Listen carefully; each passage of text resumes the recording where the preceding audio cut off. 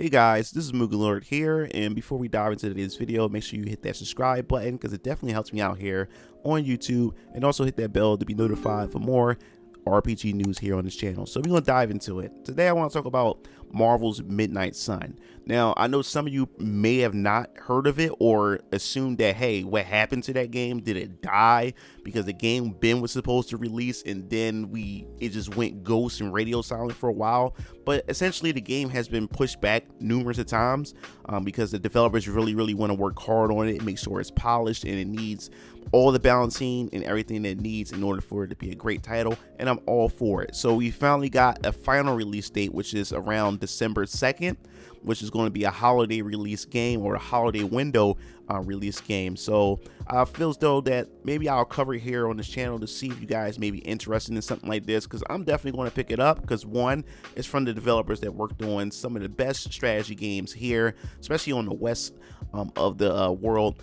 They created the game called the XCOM, or they worked on the game XCOM UFO Defense, which is a really good strategy game that you could pick up on either consoles or majority PC. So these guys are definitely really good at what they do, and I wanted to see how these guys will work on a title that's not really theirs. It's more a licensed title, which is Marvel. I want to see the Marvel take on an XCOM type of gameplay and feel, and it seems like they're going a different approach, as you can see with some of its gameplay. Now, it's a tactical strategy game. Now, if you guys know and are here on this channel, you guys know I love tactical role-playing games. They are some of the best type of gameplays that I really enjoy. Some of the best genres when it comes to the RPG genre as a subgroup or a subset. I really love it because you really have to really think ahead of your opponents and your enemies, and you gotta create different builds for your characters and everything, and it just feels so good. Come up with that strategy that you didn't think you was able to pull off, or the strategy that you thought 20 steps ahead and you actually see it come out to full motion once everything is said and done. And that's why I love strategy RPGs, and that's no different. Now we just have Marvel characters, but the different twist about it is it has a card system where you have to actually create a build and a loadout of cards specific to each character, and these cards would pretty much allow you to build specific strategies around this character or your play style, and to also maximize the best performance out of your party system that you have in this game.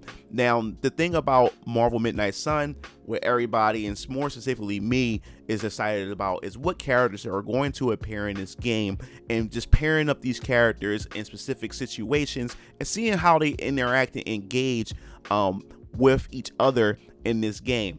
In the gameplay itself, everything is tied into your creative character that you create, because you have been pretty much awakened in this game, and you can pretty much essentially create your own character as your avatar, and then you'll be able to team up and interact with the Marvel characters, where you pretty much assemble at this base of operations, where you can get these type of different I guess you would say cosmetic in-game cosmetic currency called gloss, where you're able to essentially build towards different character costumes and equipment, and also you'll be able to deck out your base, but more importantly able to establish friendships and relationships with your favorite Marvel characters. And because of this type of mechanic, it allows that to infect how the overall gameplay is as far as the battle is concerned. Because of how you interact with the characters and the relationship that you build with the characters, you'll be able to perform even better and get the best output and outcome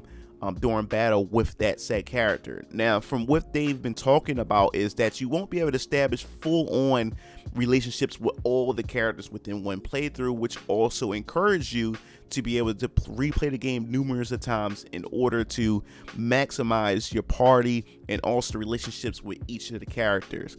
Now, for those of you who are looking for difficulty as far as the strategy aspects is concerned, because people who are pretty much pros in this genre of RPGs would definitely love to see their games have some type of difficulty. So what from the developers are pretty much establishing and saying here is that when it comes to this game, there's going to be 8 different 8 different difficulties. Now that's a lot. How can you pull off 8 different difficulties? How much harder can it get? Well, they have a story difficulty to where you're able to essentially be able to just play through the game. You don't really have to worry about much. For those of you who are really casual about it and only care about story, the battles won't be hard pretty much at all.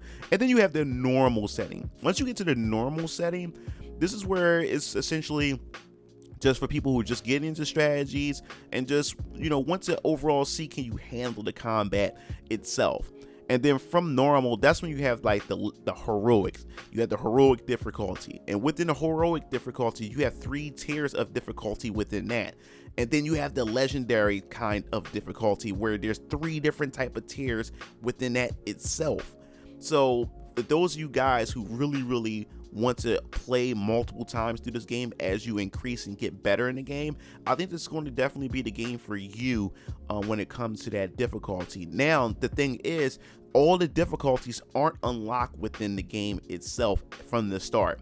As you start progressing within that difficulty tier, you begin to unlock those other tiers as you progress through the game. So this is another way to show that, hey, I am improving, I unlocked this difficulty, so maybe I'll go back and give this game a try once again, but in another difficulty layout. Now, the thing about these difficulties, it also encourages you to play through them, is because 1, you get more experience points.